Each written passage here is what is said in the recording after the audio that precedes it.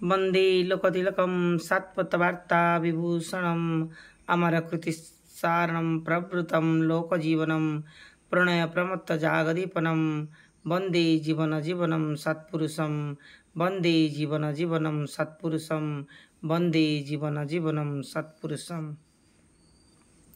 परम प्रेममय श्री ठाकुर अनुकूल चंद्र जीवनी विषय किछि पाठ करा जाउछि। आमे सुख सूर्योदय उपरी पाठ करुछु। आज आउ एक भाग पाठ करिबा। जेउ दिन जननी आमीराबाद यात्रा करती से दिन गुरुवार थिला। कौनसी कारणवशतः जननीकर से दिन यात्रा करने को इच्छा नथिला। सेथिपाई से कहिले आज गुरुवार जीवा भल नुहे। ताहा शुणी आमर वर्णन्य एही मातृभक्त बालक कहिले तुमे गुरुवार यात्रार काम सारीदेल। ए कथार मर्म एही जे तांको जननीक कथा केबे मिथ्या हेब नाही। सुतरां गुरुवार दिन यात्रा कले निश्चय अमंगल हेब। ए आश्चर्य बालक कथा मिथ्या हेला नाही। आमीराबाद जीवा परे जननीकर सुतिल नामक कन्याटीर मृत्यु हुए। ताहापरे आउ थरे सेहीपरि गुरुवार दिन यात्रा करिबा परे ट्यांगरा नामक पुत्रटीर मृत्यु हुए। सेही दिन ठारू जननीकर गुरुवार दिनटी एक आतंकर विषय होइथिला।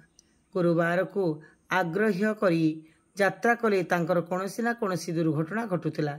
एहीपरि भावरे निज वाक्य बंधन रे निजे आबद्ध होई गले। बहुथर अभिज्ञता फलरे तांको शेषरे गुरुवार दिन यात्रा करिबा बंद करिबाको पड़िला। ट्यारांगर मृत्यु पूर्वे देखागला जे से हारमोनियम सुनिले बेश शांति पाए। रोग जंत्रणार उपशम पद हुए। आउ हारमोनियम बंद करदेले पुणी चित्कार करी कांदे। तार मृत्यु हेबा पर्यंत एही सब हेबाको लागिला। से केवल कहिबाको लागिला, दादा हारमोनी चलाओ, दादा हारमोनी चलाओ। एहीपरि हारमोनियम शुणु शुणु ताहार प्राणवायु उड़ीगला। पुरुष महापुरुष माने कहती जे पूर्व जन्मरे शब्द जोगी थिला। ईश्वर बाबूंकर स्त्रींक निकटरू हजूर महाराज छवि दर्शनर प्राय 6 वर्ष परे जननी कलिकतारे राणी ठाकुराणी बसाघर को जाइथिले। सेठारे शुणिले हजूर महाराज कलिकतारे श्रीयुक्त निर्मल बाबूंक घर को आसीचंती। राणी ठाकुराणी जननी को से थर देखा करबाकू देले नाही। परे काशीरे तांको सहित देखा होइथिला। स्वप्न हृष्ट गुरु हजूर महाराज जीवित थिबा समय जननींकर कौनसी संतान नष्ट होई नथिला। तत्परवर्ती संत सद्गुरु महाराज साहेबंक समय तांकर केतोटी संतानर मृत्यु हुए। ट्यारांगर मृत्यु परे जननीक द्वितीय पुत्र प्रभास अत्यंत पीड़ित हुअंती। प्राय 6 वर्ष कलिकता और देवघर प्रभृति नाना स्थान रे चिकित्सा कराई जलवायु परिवर्तन करी मध्य कौनसी फल होई नाही। तेणु जननी सेही रुग्ण पुत्रटी को नहीं काशी रे महाराज साहेबंक पाखरे जाई पहुँचिले। से कहिले, आहा तुमर केतोटी संतान मरी जाइछंती, ए भी मृत प्राय। आहा तुमर केते दुख। जननी कहिले, मो सम्मुखरे मृत्यु हेउ सेथिरे मोर दुख नाही। मते केवल दुख सह्य करिया को शक्ति दियंतु। से कहिले, एते देश बुली बुली संतान गुड़ी को हराइली। एइटी को नहीं निज देश को फेरी जाओ।